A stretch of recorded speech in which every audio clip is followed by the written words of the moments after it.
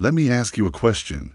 Have you ever felt like you're caught in a never-ending cycle of failure? Despite your best efforts, you find yourself repeating the same mistakes over and over again. You feel trapped, defeated, and disillusioned, wondering why you can't seem to break free from these destructive patterns in your life. Today we're diving into a topic that touches each one of us at some point in our lives. We will discuss why believers repeatedly fall into the same sin and how to break this cycle once and for all.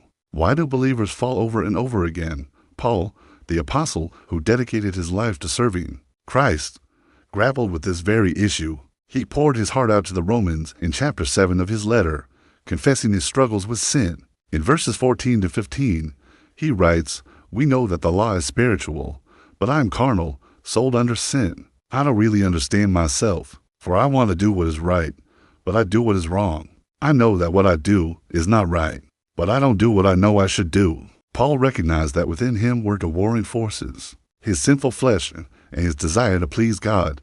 He was sold under the power of sin, unable to escape its grasp. Despite his earnest desires to obey God, Paul's lament resonates with many believers today who find themselves battling similar internal struggles. Despite their commitment to Christ, they find themselves held captive by recurring sins, feeling trapped in a cycle of repeated failures. So what exactly is the cause of this cycle? Why do believers continue to fall into the same temptations even when they know better? To answer this question, we must delve into the depths of human nature and explore the complexities of our relationship with God. Our flesh is often driven by selfish desires, cravings, and impulses that contradict God's will. The Bible tells us in Romans 8-7 that our flesh opposes the Spirit, and the Spirit opposes the flesh. These opposing forces create an internal conflict that can lead to repeated failures. The flesh craves immediate gratification, pleasure, and comfort, often causing us to stray from the path of righteousness. Another significant factor is our tendency to rationalize and justify our actions.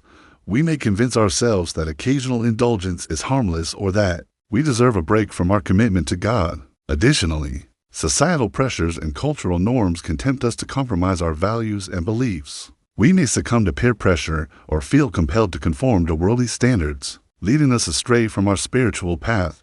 Moreover, the enemy plays a crucial role in tempting and deceiving us. He preys on our weaknesses and vulnerabilities, exploiting our desires and distracting us from seeking God. Sometimes we fall due to a lack of self-awareness. We may not recognize our weaknesses and tendencies toward specific sins. Failing to acknowledge the areas where we need God's help, we must be willing to confront our weaknesses head-on and seek God's guidance in overcoming them. In addition to our internal struggles, external circumstances can also contribute to our falls. Life's challenges, stress, and pressures can weaken our resolve and make it easier to succumb to temptation.